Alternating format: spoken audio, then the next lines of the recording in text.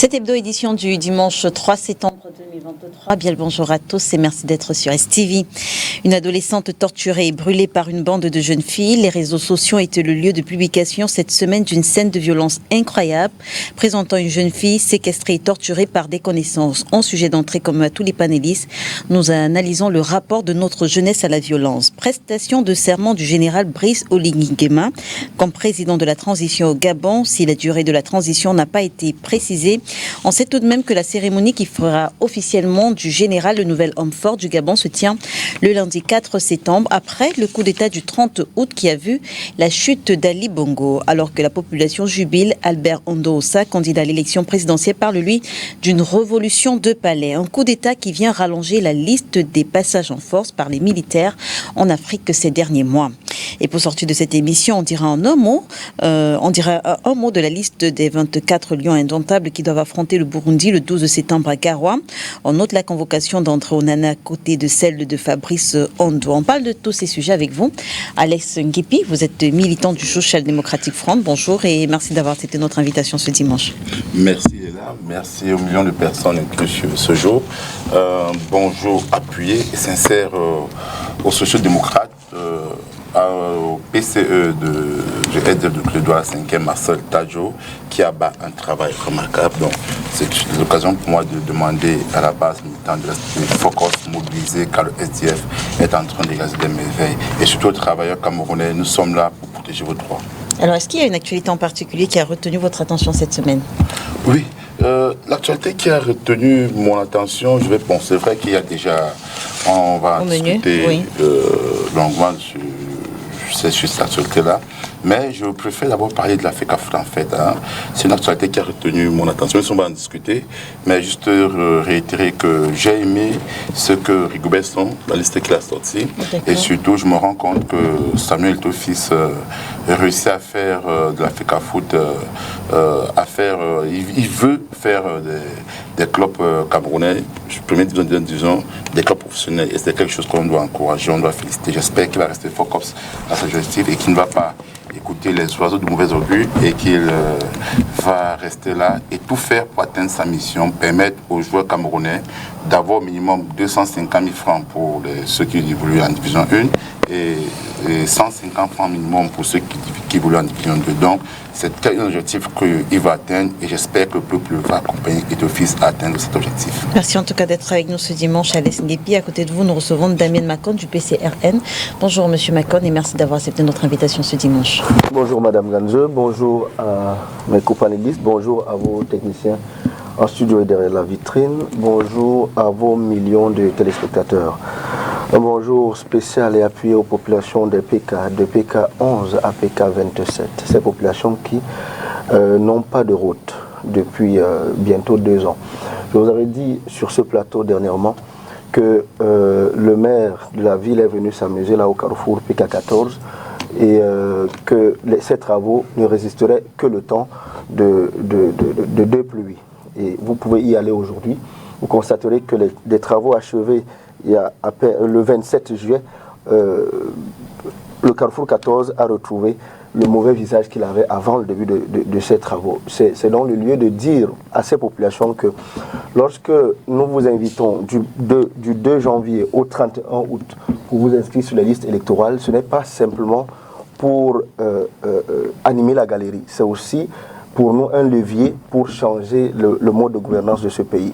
On ne peut pas, un mois après avoir achevé des travaux, se retrouver dans la situation où le Carrefour PK14 se retrouve aujourd'hui. Donc, oui, j'appelle ces Camerounais, malheureusement pour 2023, la clé a été mise sous le paillasson pour ce qui est des inscriptions sur les listes électorales, mais à partir du 2 janvier 2024, il faudra s'y affairer.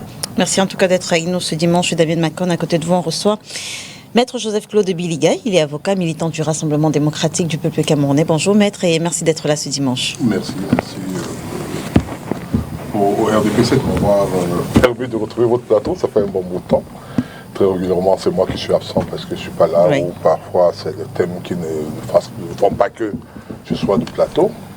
Et je voudrais dire bonjour donc à tout ce monde, à nos copanélistes, à vos millions de téléspectateurs.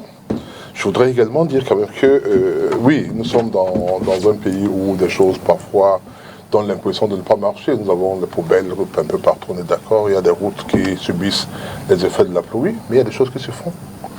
Il y a des choses qui se font. Moi, ces derniers temps, ce que je fais, c'est que j'essaie de découvrir la ville, de redécouvrir la ville. Et je me rends compte qu'il y a une route qui vient de 50S à PK8, qui n'existait pas il y a quelque temps. Qu'il y a une route qui part de Collège Conquête, qui ressort au Carrefour Basson, qui n'existait pas. Qu'il y a une qui est en train d'être finalisée, qui part de PK11 et demi, on appelle Bengue City, qui sort au Carrefour des Sœurs, donc Carrefour Basson. Il y a l'autre route qui part du marché Bédi, qui arrive au Carrefour Basson. Je dis également qu'il y a, moi qui suis de la 5, il y a la route qui part de Carrefour, comment on appelle ça, Ronde-Poulain, qui est maintenant à double voie. Donc je dis, lorsqu'on crie, qu'on pleure, qu'on dit des choses, il faut avoir le courage, l'honnêteté de dire également quelque chose qu'ils font. Il faut également qu'ils marchent, il faut également évoquer. En évoquant ce qui doit être amélioré, nous sommes tous d'accord. Dire quand même qu'il y a des choses qui se font. J'ai pris cet exemple, je peux en prendre beaucoup dans la ville de Douala, où des routes sont en train d'être créées. Il y a une qui est en train d'être créée, qui part de PK de Yassa, qui va sortir directement au niveau de PK10. Au niveau de PK10, un peu avant d'arriver à la station de Tradex. C'est des choses qui sont réelles, qui se font. Donc moi je dis, c'est bien de frapper, c'est bien de dire oui, il n'y a pas les gens. Et encore que ce qu'on vient de dire pour PK14 n'est pas totalement vrai. Moi, j'y étais, ça fait pas 2 jours. J'ai même trouvé des engins encore à ce niveau-là, en allant vers ancien tabac, qui sont en train de travailler. Donc, si pour le cas, vous vivez à Douala 5e, si pour le cas de PK14, si vous remettez en question ce que dit Damien Macon pour le cas de PK14, qu'est-ce qu'il en est pour la route partant du rond-point Maïtur jusqu'à Hôtel Mbagna, je crois, à Douala 5e, où vous vivez notamment. Cette route a été refaite il y a moins de 2 mois. Je parle de son état actuel. Non, je ne dis pas, non. Comprenons-nous bien. Je ne dis pas que tout est parfait. Mais il y a des choses qui sont en train d'être faites. Il y a des choses qui sont en train de faire pas. C'est les travaux d'urgence en réalité. C'est là où on dit qu'on a mis après, ça s'est gâté. C'est les travaux d'urgence. Mais il y a d'autres qui marchent. Lorsque vous partez de la route qu'on appelle la route d'Edo, Bonanjo, il y a une route qui part de Collège après Saker. Qui ne vont résoudre les problèmes que pendant une semaine et après on se retrouve sinon dans le temps que les pluies s'achèvent, le temps que les pluies s'achèvent et les routes seront faites de manière durable. Je veux dire, on est en 2023, il pleut au Cameroun chaque année. Je vous donne un exemple d'une route. Vous parlez le train qui n'arrive pas à l'heure. Moi, je parle des trains qui arrivent à l'heure. Je vous donne la route d'Edo Bonanjo, qui part du collège Afred Saker, que je viens de prendre aujourd'hui. Le collège Afred Saker qui arrive au niveau de la fourche de militaire à Bonamoussadi, à Sable. Elle a été refaite, cette route, récemment. Et le gens y passe. Devant le distributeur de lumière entre le cimetière d'Edo et d'Edo Plage, il y avait une rigole qu'on a faite là. Et on vient de l'ouvrir. Donc il faut quand même dire des choses qui marchent. J'avais une question particulière, une question d'entrée. Vraiment, on va l'aborder en 1 minute. J'avais une question particulière pour vous. Oui. J'aimerais qu'on parle de la démission d'Amadou Valmouké du comité central du Rassemblement démocratique du peuple camerounais. Dans une lettre adressée à votre président national, Paul Biya, l'ancien directeur général de la CIATV donne les raisons de sa démission, l'injustice selon lui, l'injustice dont il est victime, mais également l'abandon, le manque de soutien de ses camarades du Rassemblement démocratique du peuple camerounais, dont vous, puisque vous êtes l'un de ses camarades. Enfin, vous étiez. Oui. Tout à l'heure, en off, mon voisin, qui vous l'avez parlé tout à l'heure, et moi, on parlait de l'absence des leaders au niveau des deuils d'une jeune foule de leaders politiques. Et il me rappelait que si jamais j'avais un problème aujourd'hui, ce n'est pas le président Biya qui viendra vers moi. C'est mes militants, je veux dire mes compatriotes, mes camarades du parti au niveau des sections, des sous-sections. Donc je veux dire que une démarche pareille... Justement, ce qui est décrit, le fait d'avoir été abandonné par ses camarades. Ça, nous tous, on le fait parfois dans nos familles. Parfois, on est délaissé par des membres de notre famille. Ça peut arriver. Moi, je ne dis pas que... C'est pas une consigne du parti. Je suis pas d'accord. C'est pas une consigne du parti. Non, il ne peut pas avoir de consigne dans ce genre-là. Ce n'est pas une consigne du parti. Puisqu'il y a des gens qui étaient en prison, qui ont reçu des visites, je crois que lui-même, il a dû recevoir des visites des membres du parti. Non, je ne crois pas que ce soit une consigne. Je veux dire, est-ce que ces états de service au RDPC parlent? Vous savez, je ne suis pas secrétaire général de RDPC. Je ne peux pas vous dire l'état de service de qui que ce soit dans le RDPC. Je suis un simple militant de base. J'ai été le poste le plus haut que j'ai occupé, c'est le vice-président de sous-section. D'accord. C'est tout. Merci. Donc, je ne veux pas commencer à vous dire que notre parti, c'est pas... Je ne veux pas utiliser le terme que certains utilisent. Ce n'est pas le parti de cabine téléphonique. C'est quand même un grand parti qui a des hiérarchies.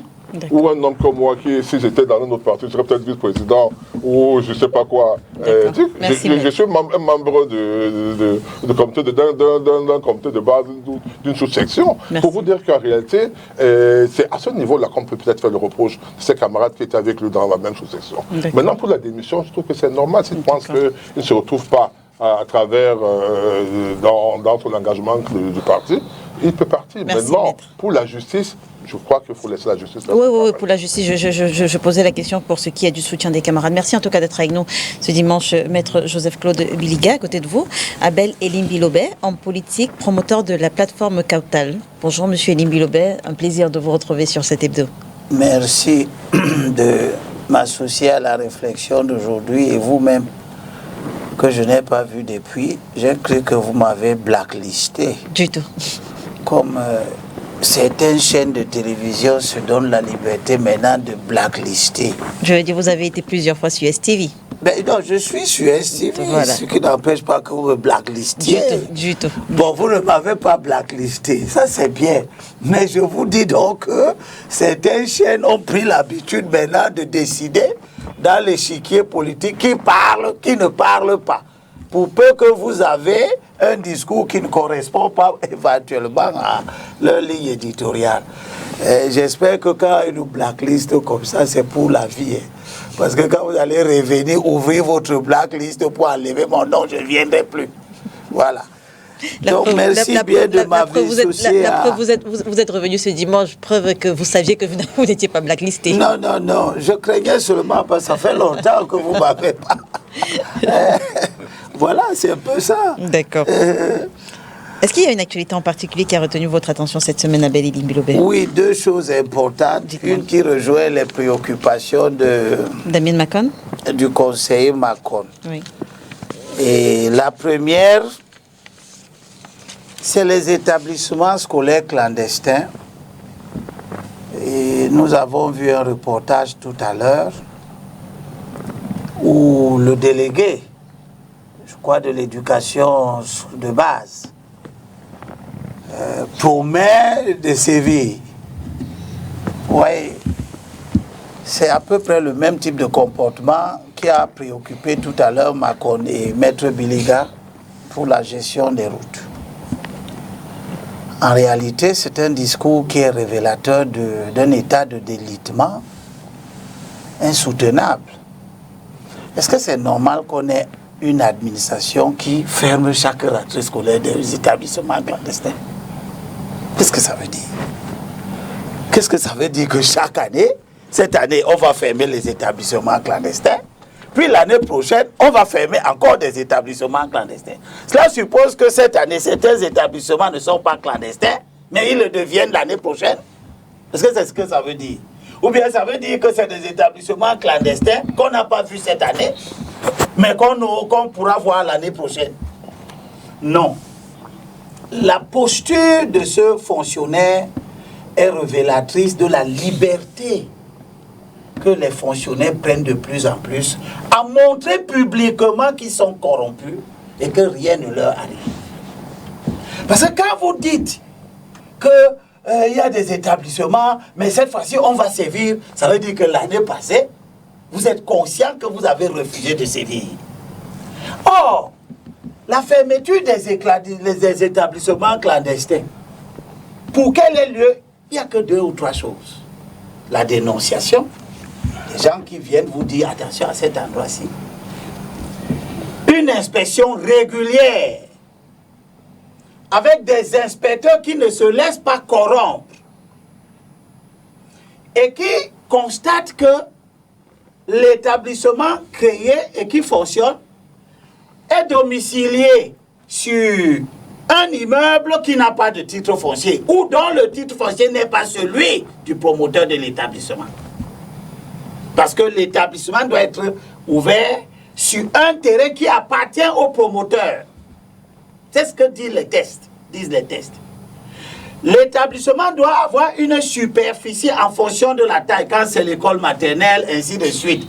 Est-ce que, quand vous avez donné l'autorisation d'ouverture à un établissement, vous avez veillé à ce que les dimensions du terrain soient conformes à la législation? Le terrain ne change pas de dimension. Quand on vous donne l'autorisation aujourd'hui, c'est parce que le terrain était conforme au gabarit, à la taille, à la classe de l'établissement que vous ouvrez. D'où vient-il que l'année prochaine, un autre délégué vienne trouver que ce terrain n'est pas conforme? Alors que le titre foncier indiquera toujours la même superficie. Cela veut donc dire que le discours que nous avons entendu là est révélateur de la liberté de pratiquer la corruption que les fonctionnaires ont. C'est-à-dire que le délégué de cette année, il refuse de constater que l'établissement est clandestin, mais celui de l'année prochaine pourra constater que l'établissement est clandestin. Je vous rappelle, Madame Léla, au moment où je suis assis ici, il y a un établissement à Koumassi, à Bali. Je crois que ça s'appelle groupe scolaire. Non, vous n'avez pas besoin de donner le nom. Je veux qu'on ferme ça. Non, pourquoi vous voulez qu'on ferme l'établissement? Parce que cet établissement est établi, est construit, fonctionne sur un terrain qui n'appartient pas aux propriétaires. Et les vrais propriétaires sont venus me voir. D'accord. Depuis plus de 4 ans, ils ont déjà fait des dénonciations pour dire aux autorités de ce ministère-là que cet établissement-ci est clandestin. D'accord. Est-ce qu'ils ont saisi? Il est en train de faire des recrutements maintenant. Je veux dire, au-delà de vous, Abel Elim Bilobert, vous n'êtes pas la justice camerounaise. Est-ce qu'ils ont saisi la justice camerounaise? Ils sont en justice. Très bien. Pour qu'on fasse sortir l'expulsion. D'accord. Et qu'est-ce que cela veut dire? Vous avez bien fait de poser cette question. Cela veut dire que, parce que le temps de la justice n'a rien à voir avec le temps du ministère de l'Éducation, à supposer que cet établissement clandestin, qui continue à fonctionner depuis des années en clandestinité. Et je n'ai pas vu la liste, je n'ai pas vu le nom de cet établissement. Permettez que je pose la question à Maître. Maître Joseph-Claude Biliga, si l'action est en justice, est-ce que l'établissement peut continuer à fonctionner? Ça dépend de... Tu vas répondre, laisse-moi d'abord finir. Non, permettez, vous reviendrez. Pourquoi je dis ça? D'accord. Vous savez, la justice n'est pas convoquée ici pour la régularité de l'établissement. La justice est convoquée par les propriétaires qui estiment de l'immeuble, qui ne sont pas les propriétaires dans un bail, oui. Et le locataire ne paye pas ses loyers. Donc les raisons pour lesquelles eux ils veulent expulser non-paiement de loyer, selon vous, c'est la filouterie de loyer, ça n'a rien à voir a priori avec le statut illégal ou bien l'exploitation illégale. Permettez que ce soit maître qui porte. Oui, permettez, puisque c'est une question de justice, permettez que ce soit maître qui... Non, mais il a répondu. Oui. Hein, c'est lui qui connaît le dossier. Bon, oui. Je ne veux pas rentrer dans un dossier que je ne connais pas. Non, la question que je pose, oui. Il a évoqué deux choses. Les conditions pour qui amènent à ce qu'on ferme un établissement. C'est le fait que le propriétaire, le fondateur de l'établissement doit être le propriétaire du terrain sur lequel a construit l'établissement. C'est ce qu'il dit. Et il dit, il se trouve que l'établissement dont il s'agit est construit sur un terrain qui est un terrain en location. Et le débat qui se pose là aujourd'hui, c'est que les propriétaires du terrain demandent à leurs locataires de pouvoir partir du terrain. C'est ce qui est connu par la justice. C'est parce que vous me comprenez. Donc ça fait deux choses différentes. C'est-à-dire que lui, il dit, le problème pour lui, c'est que si on ferme les établissements scolaires, parmi les raisons qu'on évoque, c'est que certains sont clandestins parce qu'ils n'ont pas eu d'autorisation. C'est ça. Oui. Il y a deux autorisations, l'autorisation de création et l'autorisation d'ouverture. Oui. Or, pour avoir l'autorisation de créer ou pour avoir l'autorisation d'ouvrir, les conditions minimales, c'est entre autres d'être propriétaire du terrain sur lequel on veut bâtir. Oui. Il y a également les conditions liées à la superficie. Parce que selon que vous avez des enfants, vous ne voudrez pas faire une école où les enfants n'ont pas où jouer, par exemple, etc. C'est ça des conditions. Mais avec les ceux qui sont venus vous voir, ils ont qu'à quand même participé à cette corruption. Je veux dire, quand ils acceptent de louer le terrain aux promoteurs de l'établissement scolaire, ils savent pertinemment que c'est un établissement scolaire qu'on va ériger à cet endroit. Non, ce n'est pas une affirmation que vous devez avoir. Je vous pose la question. C'est une question que Je vous pose la question. Ils le savaient ou pas? Les propriétaires, est-ce que les propriétaires savaient effectivement que le locataire Je pose la allait... question là inversement. Oui. Elle a toute sa pertinence et je vais y répondre. D'accord. Est-ce que le locataire a dit au propriétaire du terrain que je loue ton terrain pour transformer ta maison ou exploiter ta maison comme un établissement scolaire? La réponse est non. Non, tu peux pas dire non. Tu fais base de donner que c'est non. Je dis non. Non, tu peux pas dire non. Moi, je pense, madame, je pense que Oui, laisse-moi terminer. Il ne faut pas être péremptoire. Je veux dire, le temps de construction d'un établissement scolaire, c'est pas 2 mois, c'est pas 1 mois. Je veux dire, ils ont eu le temps de voir l'établissement monter. Ma maison qui est déjà construite. Oui. Vous ne me dites pas que c'est une école maternelle que vous allez faire dedans. Oui. Ça, c'est d'un. Ça, c'est la réalité de la vie quotidienne. Vous louez ma maison. Oui. Vous ne me dites pas que c'est un atelier de couture que vous allez faire dedans.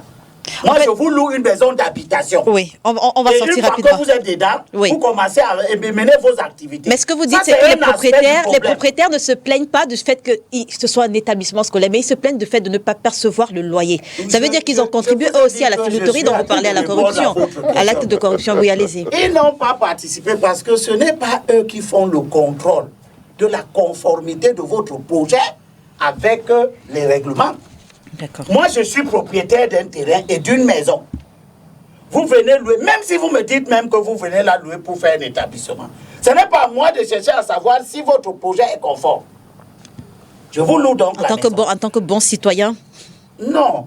Est-ce que c'est moi qui vais chercher à savoir si vous avez payé votre patente? Est-ce que c'est moi qui vais chercher à savoir quand je vous loue ma maison, même pour faire une boutique? C'est ensuite moi qui vais chercher à savoir si vous avez fait une patente? Le cas de cet établissement En une minute, on sort. Le cas de cet établissement qui est à Bali, à Koumassi ici, le groupe scolaire d'Ipita. Il a donné Non, vous n'avez pas besoin de donner le nom. Non, vous n'avez pas. Pourquoi je veux qu'on ferme cette école? Non, vous n'avez pas besoin de donner le nom. Je veux dire, l'action est en justice. Non, ce n'est pas cette l'action. Oui, l'action de filouterie de loyer, vous avez dit, est en justice. Celle-là, elle est en justice. Et maintenant, c'est à vous de saisir les autorités compétentes. Oui. C'est pas parce qu'elle est en justice. Ce qui m'intéresse, c'est que les propriétaires ont déjà dit au ministre de l'Éducation de base que nous abritons dans notre maison un établissement qui n'est pas en règle. D'accord. Et le ministre n'est jamais parti fermer cet établissement. De toutes les façons, je vois le fonctionnaire de ces ministres ici en train de dire qu'il ferme les établissements. Merci Abel Elimbi Lobé. Votre voix. Monsieur le délégué, voilà un établissement. Votre plaidoyer a été entendu. Merci Abel Elimbi Lobé. Votre plaidoyer a été entendu. Vous voulez dire un mot, vraiment un mot là-dessus, et on va parler du premier sujet, le sujet d'entrée. Je reviens parce que je voulais dire quelque chose sur Monsieur Abel Elimbi, vous avez commencé par là. Vous avez dit déjà quelque chose sur les routes. On doit aller rapidement. Monsieur Abel Lebet, sur ce qu'il a dit, je suis peut-être d'accord avec lui. Mais cependant, il faut aussi reconnaître que notre droit doit évoluer. C'est-à-dire qu'on ne peut pas seulement évoquer l'aspect qui dit qu'il faut être propriétaire d'un terrain pour avoir beaucoup jugé de la conformité. Parce qu'il y a aussi le droit des travailleurs. Est-ce que ceux qui sont là, est-ce qu'ils sont affiliés à CNP? Il y a plusieurs aspects, il y a plusieurs autres choses qui entrent en jeu, qui est en train de juger. Maintenant, tu veux dire que vous fermez un établissement Abel Elimbi Lobé. Tout ça fait partie de il parle des conditions des travailleurs. Donc je pense que ça doit évoluer parce qu'aujourd'hui... Faut prendre également cet aspect-là en compte. Le Cameroun aujourd'hui, nous avons besoin de s'occasionner nos enfants. D'accord. Il serait important, peut-être que l'État devrait se dire qu'on devrait autoriser les bails amphithéotiques pour les établissements scolaires, mais se rassurer que les conditions dans lesquelles nos apprenants vont être scolarisés puissent être respectées. Est-ce qu'ils auront le droit à l'aide de jeu? Est-ce que les enseignants auront le droit à respecter? Donc, c'est un sujet assez sérieux, mais il faudrait qu'on évolue nos lois parce que juste voir l'aspect du terrain avec tous les problèmes fonciers que nous avons au Cameroun, on ne peut pas se limiter à ça. On reste avec plus d'établissements, je connais plus d'établissements ici au Cameroun où ils ont eu l'autorisation, le titre foncier tout à l'heure, non, mais 10 ans, 20 ans plus tard, les gens viennent remettre cela en cause. Néanmoins, est-ce qu'on va donc venir fermer cet établissement parce qu'ils sont dans un... Alors on reste avec vous pour le sujet d'entrée. Une adolescente torturée et brûlée par une bande de jeunes filles. Quel est le regard que vous portez sur ces vidéos de jeunes filles abondamment partagées sur les réseaux sociaux? Donc je l'ai dit, on parle d'une affaire de torture en bande. Oui, il faut d'abord dire que c'est condamné. C'est pas admissible ce qui se passe. Et il faudrait d'abord qu'on cherche à punir ceux qui partagent ces vidéos-là, parce que les gens qui se permettent de partager ce type de vidéos-là, qui rendent ces vidéos virales, c'est à condamner. Maintenant, il faudrait qu'on pose ces questions fondamentales. Ça renvoie dans l'éducation. Ces personnes ces filles-là qui font cela, vous verrez que ces personnes ne sont pas toujours éduquées, c'est-à-dire qu'il y a un problème sur l'éducation, ce sont des personnes qui sont frustrées. Vous verrez que si vous faites une étude, vous verrez que les jeunes filles qui font ça, vous allez remarquer qu'elles ne sont pas scolarisées, bien elles n'ont pas fait, elles ne sont pas arrivées aux études supérieures, de 1. Et pour celles qui y sont allées, vous verrez qu'elles sont frustrées, soit peut-être parce que les parents ont abandonné leur rôle d'autorité parentale, les parents ne suivent plus les enfants, vu la pauvreté, la misère, les parents sont en train de chercher le pain quotidien, donc quand ils rentrent à la maison, ils oublient que l'éducation c'est en famille plus l'école. Donc ils se disent donc qu'il faut se aller à l'école pour l'instruction, mais en famille ils oublient d'enseigner certaines valeurs. Et vous voyez aussi que les parents aussi qui abandonnent ce côté sont des parents qui souvent ne sont pas aussi allés loin dans les études, ou bien sont des parents qui n'arrivent pas à joindre les deux bouts. Mais à moi, il faut aussi remarquer qu'il y a aussi dans des familles, vous avez des parents qui ont un niveau scolaire assez important, qui sont supposés être assez éduqués, mais que leurs enfants tombent dans ce type de dérive. C'est généralement parce que vous allez voir que les enfants aussi, ces enfants peuvent être frustrés. C'est-à-dire les frustrations, on va s'interroger sur les frustrations dont ces enfants font face, soit on va les comparer avec X ou Y de la famille qui aurait mieux réussi qu'elle, soit parce que les enfants cherchent à s'évader et donc ces enfants vont se déverser dans la drogue, tout ça. Les réseaux sociaux étant un phénomène qui active cela, donc elles vont se mettre à se jeter à ce jeu de trouble-là. Et aussi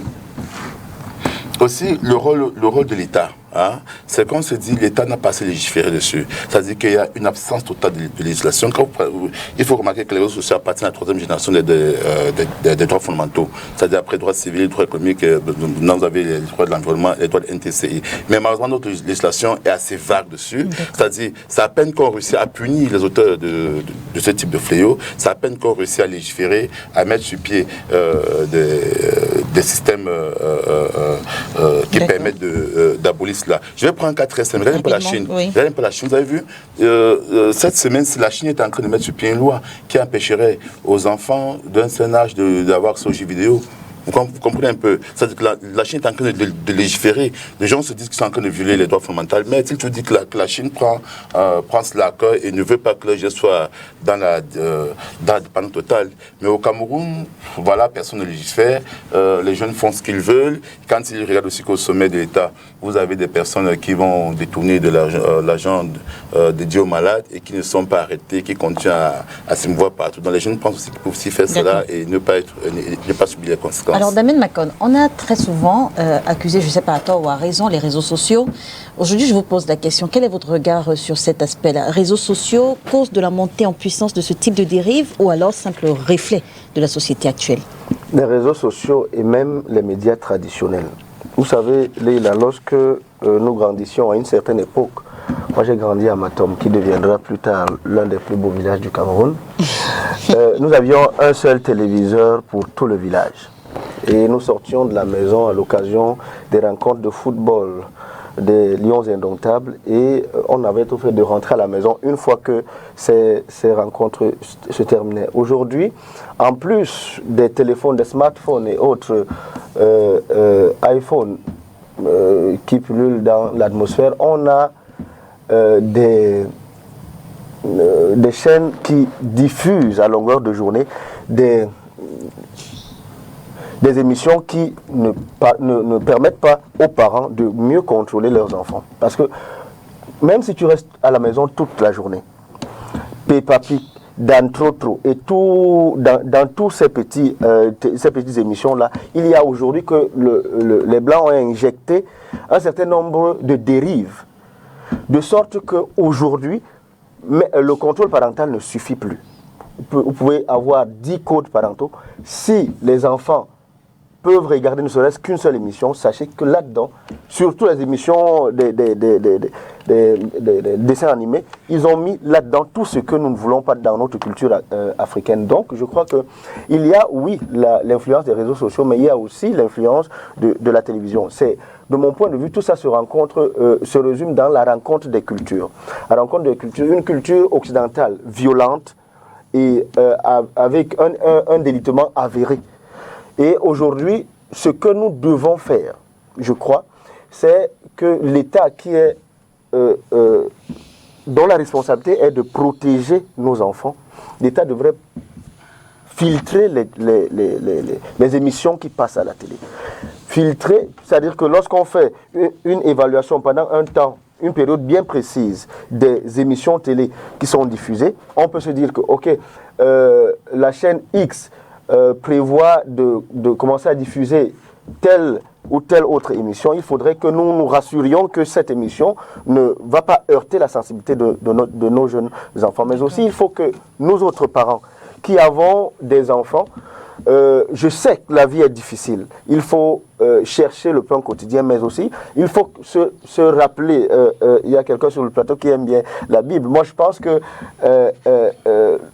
au jour du jugement, l'une des premières questions que le Tout-Puissant va nous poser, c'est de savoir qu'as-tu fait de la progéniture que je t'ai donnée. Parce que c'est la première mission biblique qu'il nous donne, celle d'aller de se multiplier. Donc je crois qu'il va nous poser la question de savoir qu'as-tu fait de la progéniture que je t'ai donnée. C'est donc une mission essentielle pour le parent que de se rassurer que l'enfant a au moins le même niveau que lui en matière d'éducation. Donc je crois que la responsabilité est partagée entre les parents, mais aussi l'État. Alors, Maître Joseph-Claude Biliga, comment est-ce que vous analysez le rapport de la jeunesse camerounaise à la violence et à la dépravation des mœurs? Avant d'entrer dans la réponse que je voudrais vous donner, je vais commencer par un sujet que j'ai eu au bac, en anglais. Is formal education is solo education? Est-ce que l'éducation formelle, c'est-à-dire celle qu'on nous reçoit à l'école, est la seule éducation? La réponse est non. L'enfant va à l'école pour apprendre, mais avant d'aller à l'école, il apprend à travers ses parents, ses voisins, etc. Quand il rentre de l'école, il retrouve un environnement qui joue un rôle important sur lui. Première chose. La deuxième chose, l'enfant naît avec des gènes. Même les jumeaux n'ont pas le même comportement. À la maison, nous avons des enfants qui sont violents. Ces derniers temps, si on nous a montré une vidéo qui circule, c'est celle d'un jeune chinois ou japonais qui compte son père pratiquement d'une manière violente. Ça circule énormément.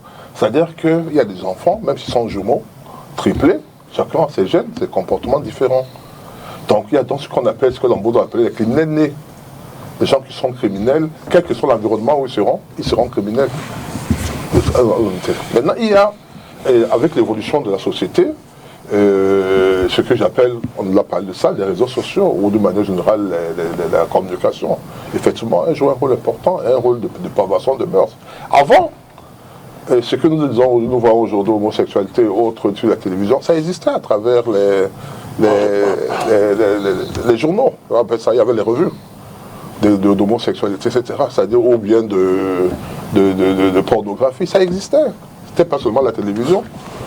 Mais c'est pas tout le monde qui est devenu, qui a choisi de prendre cette voie-là. C'est ça que je parle même de trucs génétiques de manière générale. C'est-à-dire que l'être humain peut être prêt à accomplir tel acte et tel autre pas. Pour vivre dans le même environnement. Certains deviennent des bandits, d'autres s'en sortent et deviennent des personnes, des pasteurs et autres. Pour vous donner un exemple. Donc je dis, cet environnement joue un rôle important. L'éducation également. Et le reproche que nous on peut faire aujourd'hui, que nous tous, nous de nos générations pouvons faire, c'est que on a enlevé de l'école la morale, l'éducation civique. C'était très important. Quand le matin on arrivait, on saluait le drapeau, on faisait l'hymne national, et on nous disait, vous ne devez pas faire si. C'était plus important que d'interdire. Parce qu'il y a certains qui ont dit, il y avait un slogan en France, on disait, il est interdit d'interdire. Parce que l'interdiction, ce n'est pas toujours évident. Le contrôle n'est pas toujours évident. Même en France, on va vous dire, les films moins de 16 ans, moins de 18 ans, quand on passe à la télévision, il y a même le système qui bloque. Mais les enfants peuvent toujours le faire aujourd'hui à travers Internet. Les enfants peuvent le faire également à travers les parents. Si les parents sont des gens qui sont pervers, ils vont leur montrer cette perversion à leurs enfants. Donc je dis, tout ça mélangé donne aujourd'hui des enfants que nous avons qui sont des violents. Mais je dis, j'insiste là-dessus, ça ne date pas d'aujourd'hui. La violence a toujours existé. Cette tendance à toujours penser que c'est la nouvelle génération qui est la plus mauvaise est fausse. Les prisons ont toujours existé. Les pervers ont toujours existé. Les pornographes ont toujours existé. Tout ça, ça a toujours existé. Aujourd'hui, peut-être nous avons une vision beaucoup plus... comment se dire ça? C'est-à-dire que comme il y a les réseaux sociaux, comme on voit dans l'impression que c'est vraiment plus grave. Mais ça a toujours existé. Il y a des gens qui ont toujours été violents. C'est pour cette raison qu'il faut que nous, chacun à son niveau, fasse ce travail qui est le sien. L'école doit jouer son rôle. Nous, on nous frappait. On avait des chicottes, on avait peur. Quand tu allais à l'école, tu savais que si tu fais une bêtise, on va te frapper. Quand nous étions enfants, on nous disait que, par exemple, pour nous empêcher de faire des bêtises, on vous disait, et vous n'avez pas regardé une personne nue qui est en train de faire, par exemple, de se soulager, parce qu'à l'époque, il n'y avait pas les latines comme maintenant, à un moment donné, sinon votre maman va faire un chevron ou je ne sais pas quoi, va accoucher d'un animal. Donc c'est des choses qui contribuaient à nous empêcher de faire ce qui est considéré à ce moment-là comme étant quelque chose qui n'est pas normal. Donc je dis, pour me résumer, l'éducation est là. Cette éducation, c'est l'éducation qu'on fait à l'école, ou dans laquelle l'État joue un rôle important, qui doit pouvoir aujourd'hui remettre dans le programme l'éducation civique et l'éducation et la morale. Oui. Cette éducation est également faite à travers nos parents, dans l'environnement où nous sommes, qui jouent un rôle plus ou moins important dans notre éducation. Mais je dis, n'oublions jamais qu'il y a des gens qui sont nés pour être violents. D'accord. Avec Elim Bilobé, ça va bientôt faire, sinon plus, ça va faire plus de 2 ans que sur ces plateaux de débat, les uns et les autres décrient, pour le regretter tous les dimanches, le retrait de l'éducation civique, de la morale, de l'éducation des enfants. Mais ces plaintes-là ne sont toujours pas prises en compte par les autorités camerounaises. Comment est-ce qu'il faut analyser l'attitude de nos autorités face à la montée en puissance de ces dérives? C'est une question d'une pertinence inouïe. Comment faut-il analyser le comportement des autorités? Oui, c'est pertinent. Vous avez écouté quelqu'un qui est du parti qui gouverne. Il regrette qu'on a retiré le châtiment corporel. Il regrette qu'on a modifié les programmes scolaires pour enlever l'éducation ou alors diminuer l'importance de l'instruction civique, etc., etc. Mais c'est eux qui gouvernent. Alors la question que moi j'aimerais poser, c'est que bon, toi qui es alors cadre du NDPC, à dehors des plateaux, qu'est-ce que tu as fait dans ton parti, à l'intérieur là-bas, pour faire entendre cette voix que tu fais entendre ici? Parce que quand tu as fini de dire ça, moi je vais dire tout à l'heure que selon les manifestations tangibles de leur capacité à bien gouverner, il va dire non. C'est ça qui nous fait tourner en rond. Chers frères, nous parlons de notre pays. Quand nous sommes d'accord que le gouvernement est défaillant, nous devons aussi être d'accord qu'il faut le changer. Pas seulement parler, parce que le principe du changement du gouvernement, c'est bien parce qu'il est défaillant. On ne change pas le gouvernement parce qu'il est bon. On le change parce qu'il est incapable de contrôler les dérives de la société. Le gouvernement, c'est pour qu'il n'y ait pas de dérive. Il montre la voie et il organise que tout le monde marche dans cette voie. Quand vous avez un gouvernement qui ne sait plus montrer la voie, qui n'est plus capable de faire en sorte que tout le monde marche dans la voie, d'ailleurs parce qu'il ne l'a pas défini, il n'a pas de raison d'être là. C'est au Cameroun seulement et avec des intellectuels comme les Biliga et bien d'autres qu'on veut nous montrer que on choisit le gouvernement pas en raison de ses compétences. on ne l'enlève pas en raison de son incompétence. Hein? On voit un exécutif municipal qui sait très bien qu'il y a une saison de pluie. Il y a des techniciens dans cet exécutif, à la communauté urbaine, etc. Il y a tout le monde pour savoir qu'on ne répare pas les routes goudronnées à saison de pluie. D'où vient-il que ces gens-là sortent de l'argent? Ils n'ont pas eu l'argent quand il y avait la saison sèche. Ils ont trouvé l'argent quand il y a la saison de pluie. Pour venir faire des réparations comme Macron les a décrites, qui amènent tout le monde dans la ville à ne retenir que ce mauvais comportement-là, qui est une irresponsabilité normalement à décrier. Mais Biliga vous dit, oui, mais il n'y a pas que ça, il y a ce qui est bien fait. Est-ce que le débat, c'est ce qui est bien fait? Le débat, c'est comment ils raisonnent quand ils décident que c'est quand la pluie tombe du matin jusqu'au soir qu'eux, ils s'en vont réparer les routes. Résultat, le maire fait l'objet de toutes les critiques légitimes. Comment se fait-il que vous enlevez l'inscription civique dans les établissements scolaires pour ensuite organiser des débats sur les dérives de la société? Il a dit quelque chose, parce qu'il est d'une promotion, nous sommes du même collège. Hein? Biliga et moi, on sort du Suez de Bonadoumé. Vous savez, le Suez, sa barrière était gâtée. On pouvait entrer et sortir partout. Mais on ne le faisait pas. Parce que quand Lombard Sambarissa sortait de son bureau à 7h et poussière, il se mettait là-bas. Tous les enfants couraient pour entrer à l'établissement à l'heure et à la porte prévue. C'est un conditionnement psychologique, culturel. D'ailleurs, je ne suis pas d'accord avec l'idée que la délinquance est congénitale. Non, ce n'est pas vrai. Il n'y a aucun gène dans le corps humain qui est le gène de la délinquance. Ça n'existe pas. La délinquance est le produit de l'éducation. Vous êtes mal éduqué, vous serez délinquant. Alors, les niveaux de délinquance vont différer selon toujours les tempéraments et beaucoup d'autres choses. Le tempérament, c'est quoi? Tempérament, c'est le gène. C'est simple que ça. Mais est-ce qu'une bonne éducation... L'un est violent et l'autre n'est pas violent. Maître Joseph Claude Biliga, en une parenthèse. Deux enfants qui sont jumeaux, qui sont nés du même père, même mère, ont évolué dans le même cycle, et l'un est un grand bandit et l'autre ne l'est pas. Une parenthèse. Un généticien. Va voir les généticiens camerounais, consulte-les, tu leur demandes si dans les 21 chromosomes, il y a un là-dedans qu'on appelle le chromosome. Abel Elimilobé, permettez que je pose une question dans une parenthèse, c'est le temps de parole d'Abel Elimilobé. Une parenthèse, Maître Joseph Claude Biliga. Alors, si je suis votre raisonnement, un enfant qui a ces gènes que vous avez appelés, on va dire, mauvais gènes, est-ce que s'il reçoit une bonne éducation, il est dans un environnement propre, un environnement sain, est-ce que ça ne peut pas effectivement anéantir ces gènes-là?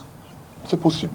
Okay. Dans l'éducation, pas dans les chromosomes modifiés. D'accord. Allez-y. Je suis en train de dire, oui. Comprenez-moi bien, il faut que ça soit clair et net. Oui.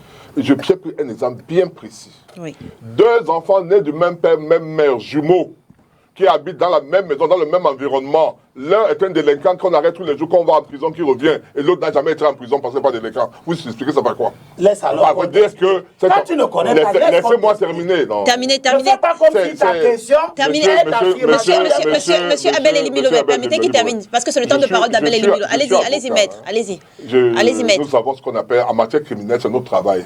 Nous apprenons les gens, on a les gens avec qui pour lesquels on défend, pour lesquels nous travaillons, qui nous font vivre.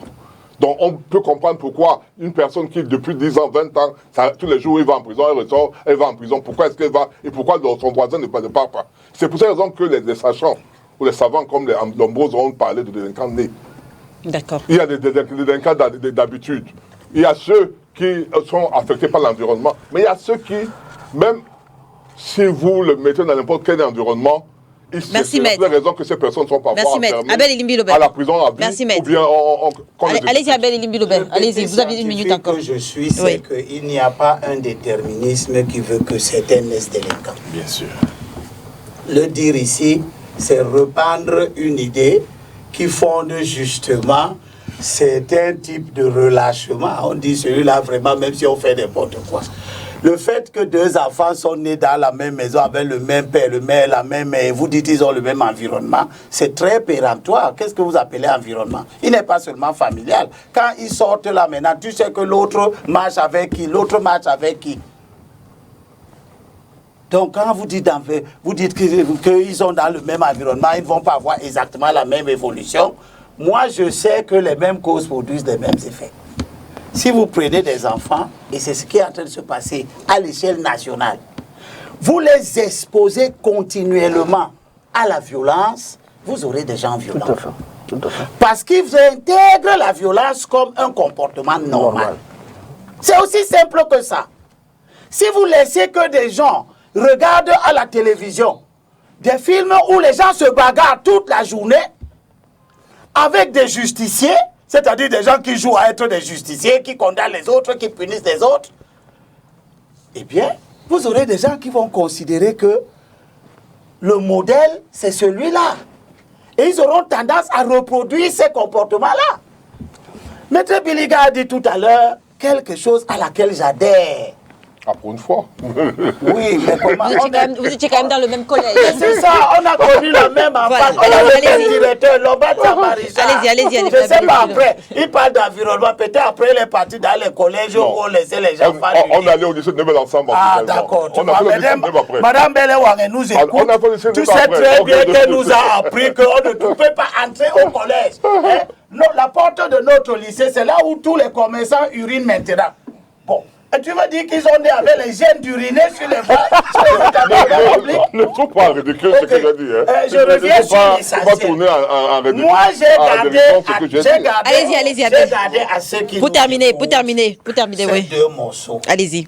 Pour montrer que le problème qui nous préoccupe, il n'est pas nouveau. Il est aussi vieux que le monde. C'est un problème. Ah donc c'est pas le RDPC qui pose ce problème. Il est vieux. Parce que s'il est plus vieux que le monde, ça veut dire que ce n'est pas le RDPC. C'est pas le gouvernement du RDPC qui est en train de le faire, non? Vous voyez bien comment vous êtes condamné. Vous Vous n'imitez êtes dans la pas le roi contradiction. Salomon. Écoute ce que le roi Allez-y. Le roi Salomon dit dans Proverbe chapitre 2, verset 13, ne refuse pas la discipline aux garçons. Et il ajoute, c'est très important. Et c'est ce que le RDPC ne fait pas. Le roi Salomon dit, ne refuse pas la discipline aux garçons. Si tu le frappes avec le bâton, il a parlé du châtiment corporel comme un instrument d'éducation de notre époque. Et il est dans le parti qui, sous le prétexte de l'évolution des mœurs, a supprimé l'utilisation du châtiment corporel à l'école. Et même dans les ménages. Vous n'avez pas le droit de taper, apparemment, hein, il me semble, je ne sais pas si le Peut-être à cause des travers, on a vu des enfants décédés sous Et le... quand le roi Salomon disait ça, il n'y avait pas les travers. Le roi Salomon dit, si tu le frappes avec le bâton, il ne mourra pas. Il ne va pas mourir. Mais on a vu des enfants quand même... Je continue. Ça veut dire que quand tu tapes ton enfant, tu dois le taper dans des limites raisonnables. Parce qu'après, tu peux être victime Terminé. d'une procédure pénale. Terminé, Abel Bilové. Et le roi Salomon, c'est toujours lui qui parle dans Proverbe chapitre 29, verset 15.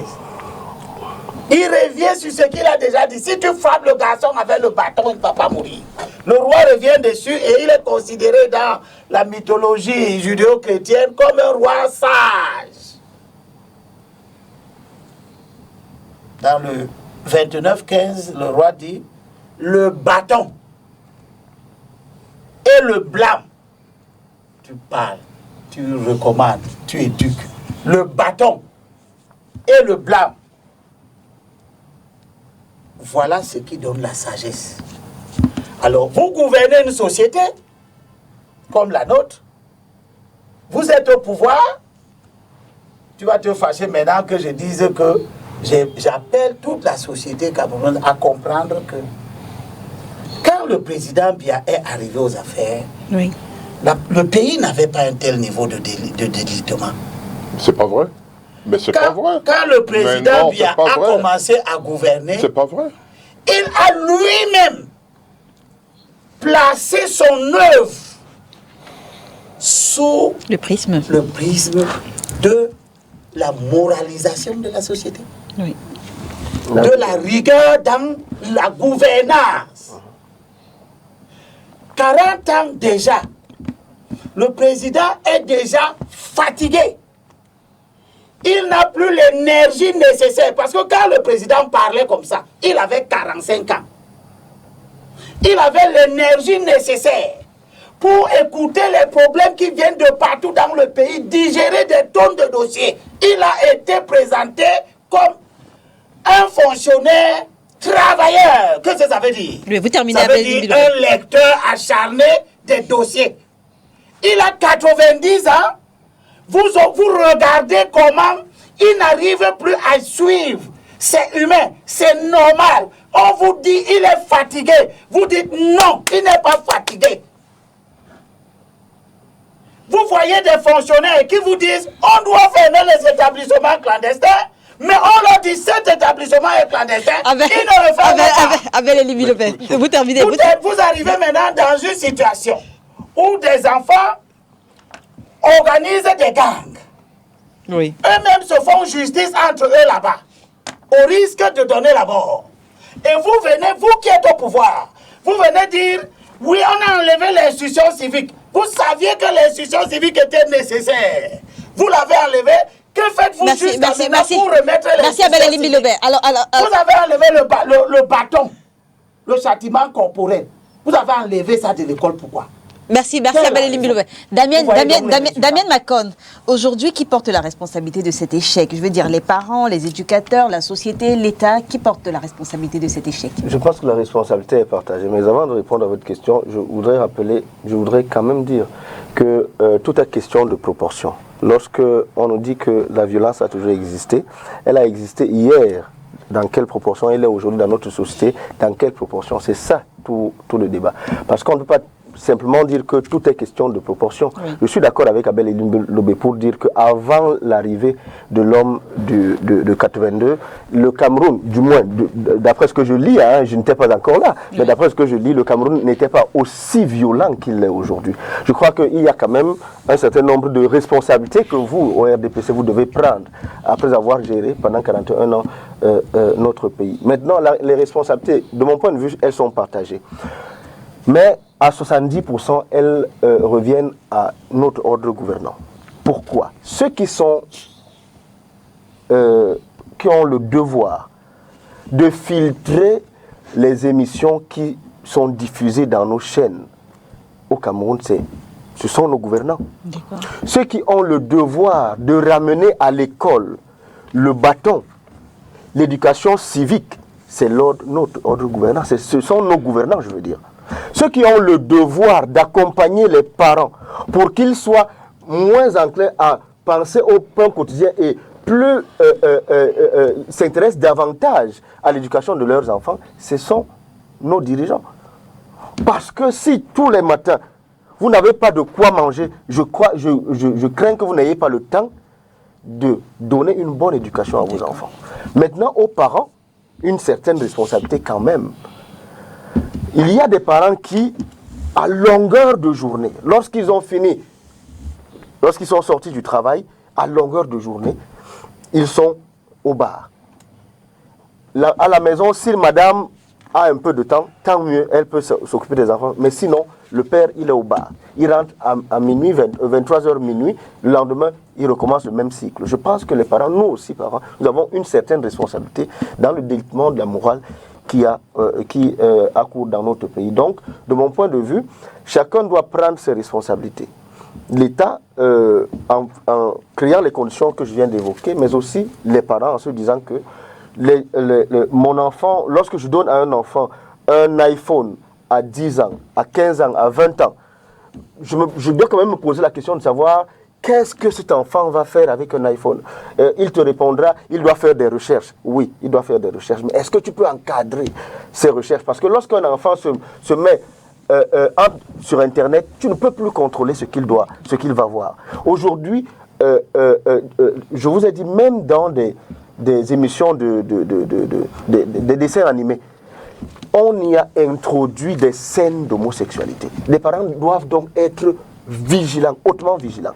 Il y a, je ne vais pas le citer, mais un ami du RDPC, un camarade de Maître Biliga, qui m'a dit que chez lui, il n'y a pas de téléviseur, du moins pas de téléviseur pour de télévision pour les enfants, parce qu'il ne sait pas comment contrôler ce que les enfants peuvent regarder à la télé. Donc je crois qu'au lieu d'arriver à des mesures aussi drastiques que celles-là, on pourrait au moins, nous parents, commencer à jouer essentiellement notre rôle. Alès Guépi, sur la même question. Oui, qui est responsable? La frustration. Et la frustration... Qu'est-ce qui cause la frustration? Qu'est-ce qui cause justement la société? Parce qu'en fait, les gens sont frustrés de par la société. Mais qui gère la société? Le gouvernement. Donc en fait, le véritable responsable est le gouvernement. Et à cela, donc, on pourrait se dire qu'il est très facile d'accuser les parents. C'est vrai, les parents ont leur rôle. Ils ont un rôle prédominant qu'on ne saurait refuser. Mais il faut avouer, comme Abel Biolay l'a dit tout à l'heure, c'est que nous avons en fait un échec des politiques sociales. Nous avons un échec des politiques éducatives. Donc, notre jeunesse est à l'image de notre société, et à l'image de notre gouvernement. Donc, notre gouvernement a échoué partout. Et aujourd'hui, on essaye de chercher des solutions cosmétiques en disant non, les parents n'éduquent plus assez, oh, les enfants, les réseaux sociaux, les enfants accès au contenu, mais on peut légiférer sur les contenus. Vous n'allez pas empêcher à un jeune Camerounais qui a 16 ans, 18 ans, d'avoir un téléphone portable, d'avoir WhatsApp, de pouvoir converser avec ses amis qui se trouvent du côté au Nigeria, au Gabon, en France, aux États-Unis. Ben, il faudrait très bien qu'il aille sur Google lancer des recherches pour ses programmes scolaires. Maintenant, qu'est-ce que l'État du Cameroun fait par rapport à cela? Comment est-ce que l'État du Cameroun fait pour verrouiller ce système? Tout à l'heure, j'ai eu à parler de la Chine. C'est-à-dire, quand vous avez un État où on n'arrive pas à implémenter véritablement les NTCI, c'est-à-dire que vous avez du côté de Boya, la montagne Valley qui est à Boya, vous avez des jeunes ingénieurs camerounais qui sont assez performants, qui créent des applications, qui peuvent aider l'État du Cameroun à contrôler, à mettre sur pied un contrôle parental sur les réseaux sociaux, mais qu'on n'utilise pas. Ça me rappelle encore l'histoire où, dans notre pays, il y avait une histoire où on parlait des passeports, que c'était fini, on parlait des passeports et autre chose. Et il s'avère que l'État disait que non, on ne pouvait pas l'utiliser parce que ceux qui gèrent ça sont à l'extérieur, nous ne maîtrisons pas. C'est-à-dire qu'on donne un pan de notre souveraineté aux entités extérieures, alors qu'on peut vraiment légiférer. Allez-y, par exemple, voir un cas très simple. Comment est-ce qu'on peut justifier? Parce qu'ils vont dire qu'on ne peut pas légiférer sur Google. On peut légiférer sur les réseaux sociaux. Allez-y voir un cas banal, c'est-à-dire un cas qu'on ne va même pas s'atteler dessus longtemps. Comment est-ce qu'on peut estimer que vous avez notre nom, âge, tout ça soit géré par les entités comme pour ne pas se faire Orange MTN. C'est-à-dire que quand on le fait du mobile money, c'est l'étranger qui gère cela. Alors que je dis et je réitère, nous avons des jeunes Camerounais qui peuvent mettre sur pied des applications souveraines, gérées par l'entreprise camerounaise, gérées même par l'État du Cameroun. Donc aujourd'hui, il faudrait que l'État du Cameroun comprenne, que le gouvernement comprenne qu'ils peuvent légiférer. Ils peuvent légiférer, faire ce que nos enfants n'aient plus accès à certains contenus. Ce n'est pas moi, les Guépi, qui viendra légiférer. Ils peuvent recruter la matière grise au niveau de la diaspora. Nous avons des Camerounais qui travaillent dans des grosses entreprises, Google, Facebook, pour ne pas citer, qui ont l'expertise réelle. D'abord, il faudrait qu'on commence par reconnaître la nationalité et que ces personnes viennent au Cameroun, mettent leur expertise, qui fassent ce qu'on appelle le transfert des technologies et qui viennent donc aider l'État du Cameroun à légiférer. Tant qu'on ne va pas légiférer, et tant qu'on va aussi chercher à améliorer les conditions de travail, les conditions des Camerounais, tant que les parents vont être dans 2-3 emplois, un parent qui est payé à 85 000, 90 000 francs par mois et qui va se retrouver en train de faire des petits jobs de gauche à droite et l'inflation qui va grandissant, vous allez voir que les écoles sont à 150, 200, 300 000 francs, le parent a 3-4 enfants, la maison a implosé, donc les parents n'ont plus le temps d'éduquer leurs enfants au domicile parce que voilà, les salaires ne suivent plus. Ça fait que les enfants s'abandonnent eux-mêmes. Les enfants se retrouvent en train de suivre des contenus qu'il ne faut pas, en train de chercher à joindre les deux bouts. Ces filles-là, vous allez voir qu'elles ne sont pas scolarisées.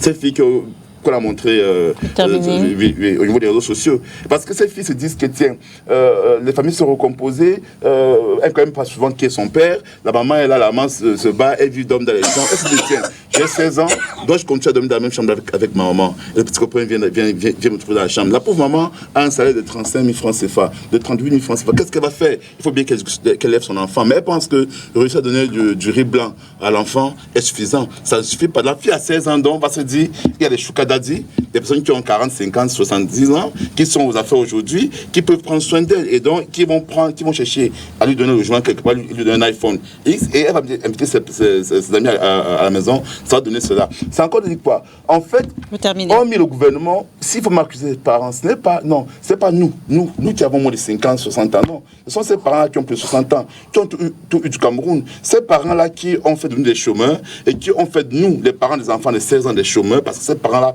occupent nos postes et nous sommes en chômage, on ne peut pas être donc responsable vis-à-vis de nos enfants. Donc, il serait donc important que le gouvernement camerounais essaie de comprendre que ces personnes qui sont à 70 ans, 75 ans et qui occupent des postes qui auraient dû laisser vacants pour que nous qui avons moins de 50 ans nous venons occuper. Merci Alex Guépé. Maître Joseph-Claude Biliga, on a longtemps interrogé le silence de deux ministères clés face à ce type de dérive. Je parle du ministère de la promotion de la femme et de la famille, je parle également du ministère des Affaires sociales. Je veux dire, qu'est-ce qu'il faut faire finalement pour faire réagir ces deux ministères? Quelle doit être l'ampleur du phénomène décrié pour faire sortir ces deux femmes, ces deux ministres de leur torpeur? On réagit de temps en temps, hein. On ne peut pas réagir tous les jours de manière officielle dans les médias. Je me souviens encore de l'histoire du journaliste MCM, je crois qu'il y a... C'est la dernière fois qu'on a vu, c'est la dernière fois. Et avant ça, on a eu des enfants enlevés, décapités, on a eu tellement de drames. Madame, ce qui est embêtant en fait chez les plateaux de télévision où il y a des hommes politiques, c'est qu'ils mettent en avant le problème politique au lieu de voir le problème social. Parce que lorsqu'on veut s'habiller en matière politique, on nous amènera, nous autres, par exemple, à ne pas dire ce que notre expression. Moi, je dis ce que je dis. On a abordé le plan social. Non, c'est le RDPC qui a... Non, je veux dire, on a abordé le plan social. Il est également important qu'on interroge les politiques. Laisse-moi répondre. C'est ce que je veux dire, que le Cameroun n'a pas commencé en 1982. Les violences n'ont pas commencé en 1982. Mais ce sont il faut... Arrêtez un peu. Le Cameroun de 1982 n'était pas 30 millions. C'était pas 30 millions d'habitants. Donc il faut tenir compte que le nombre, plus, on appelle ça... c'est donc lié à la démographie. On appelle également ça la prévision. Ce sont des prévisions. On ne serait pas resté à... On appelle ça de relatif, c'est-à-dire de trucs relatifs. Comment vous appelez ça encore? On nous a appris à ça à l'école. Oui, on nous a appris à l'école. Je veux dire, en 2023, si on est 32 millions, il est fort à parier qu'en 2040, on sera, je ne sais pas. Plus il y a beaucoup de monde, plus il y a une probabilité qui est beaucoup plus... Donc c'est des prévisions. Donc c'est des prévisions. Alors, je continue à parler. Oui, allez-y, mettre la parole. Qu'on ne le dise pas. Moi, je le dis avec une petite expérience. J'ai été parmi les formateurs des gens avec la NIF, la Konak, et mon thème était fondement, je vous dis, de l'opération Épervier. Et j'expliquais pourquoi de cette opération. Oui. Et également, j'ai fait un mémoire sur Fighting Against Corruption in Cameroon, Rouge Challenge. J'ai noté, pour ceux qui ne savent pas, je n'étais peut-être pas encore né. Qu'en 1972, Paul Biya n'était pas au pouvoir. Ce n'était pas le président de la République. Il y a le scandale de la CAN, de la Coupe africaine des Nations, 1972. Il y a à Douala un carrefour qu'on appelle carrefour des trois voleurs. C'était pas avant, c'était après le président Biya, avant le président Biya. Il y a les gens qui ont été en prison, le scandale de l'imprimerie nationale, le scandale des chèques postaux, le scandale de beaucoup d'autres. Il y avait l'affaire Pondo où les gens ont été tués. Là où les dernières personnes avaient été exécutées à Douala, c'était dans l'affaire Pondo. Le président Biya n'était pas encore au pouvoir. La violence a existé, elle a toujours existé. Il ne faut pas donner l'impression qu'elle n'existe pas. C'est pour cette raison que je dis que chacun doit pouvoir prendre ses responsabilités. Dire que c'est le gouvernement qui est le responsable de toute la violence, ça ne règle pas le problème. Parce que les parents vont se croiser les bras en disant « Ok, le gouvernement est responsable ». Seulement, quand les élections vont arriver, ces parents vont voter le même gouvernement. Est-ce que ça vous gêne personnellement la torpeur dans laquelle est plongé le ministère des Affaires sociales et même le ministère? En disant que le ministère a des structures, par exemple d'encadrement. Vous avez entendu parler de Bétamba. Ça existe, Bétamba. Vous avez entendu parler de Bépanda, ici à côté du salle Omnisport. Il y a une structure d'encadrement des enfants délinquants. Il y en a plein. Il y a des enfants délinquants, des enfants. Là, j'ai accompagné. On va sortir de ce sujet avec Albert Elim. Je suis dans le sujet. Oui. Hier, j'ai accompagné 2 enfants. Oui. Qui sont des enfants, des parents abandonnés, qu'on a abandonnés. Qui sont dans un orphelinat et qu'on a pris, moi, ma fille a pris une comme sa fille. Elle a pris le nom de mon épouse. Et nous les prenons chaque vacances, on paye leur école, on s'occupe entièrement de ces enfants-là. Ça, c'est pratique. Ces enfants, lorsque je vois l'éducation qu'ils ont dans leur centre où ils sont, et que nous leur donnons à la maison pendant les 2 ou 3 mois qu'ils passent avec nous, vous voyez bien qu'il y a une différence importante. On essaye de sauver ces enfants. On essaye de les sauver, de leur montrer comment on doit vivre, comment on doit se tenir, etc. etc. C'est concret ça. Donc je dis, ces actions, ces structures dépendent du ministère des Affaires sociales. Il y en a plein. Voilà. Donc qui encadre ces enfants-là?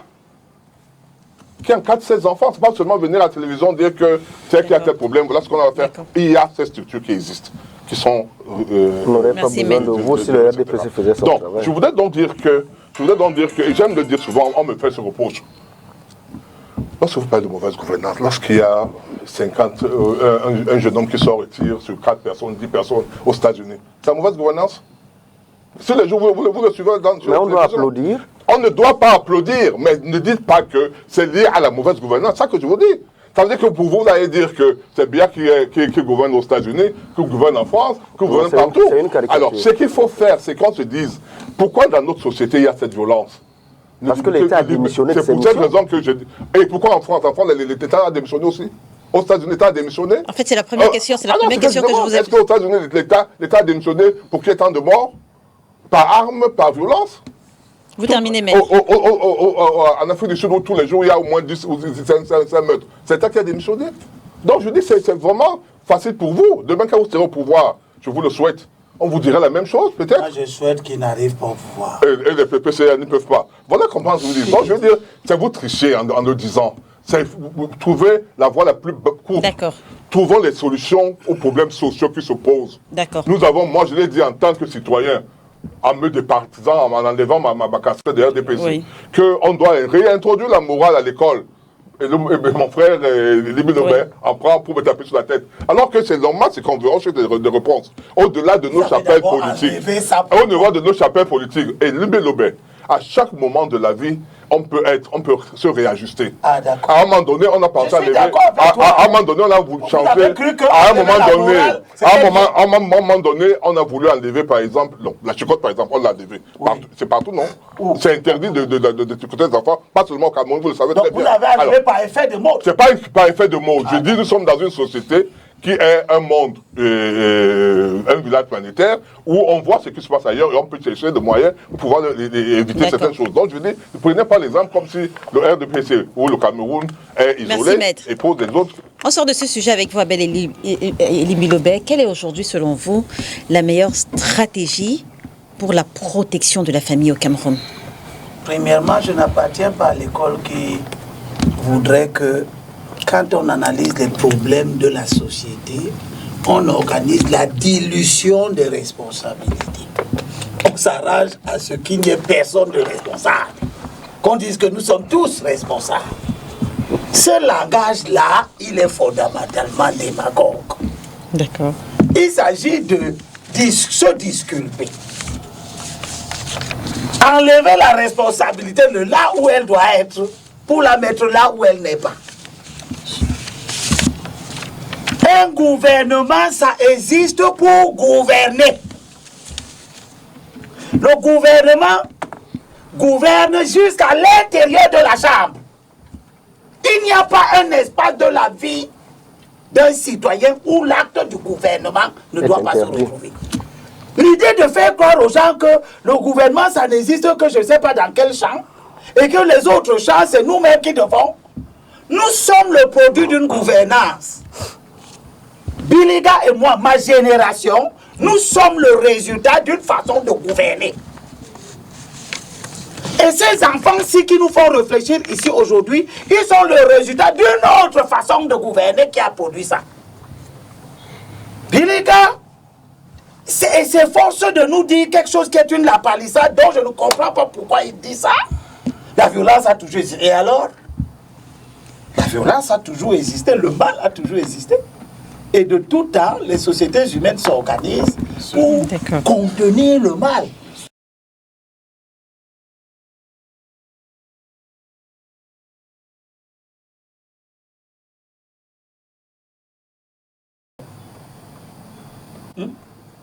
Hier, c'était quasiment normal de taper mon enfant, non?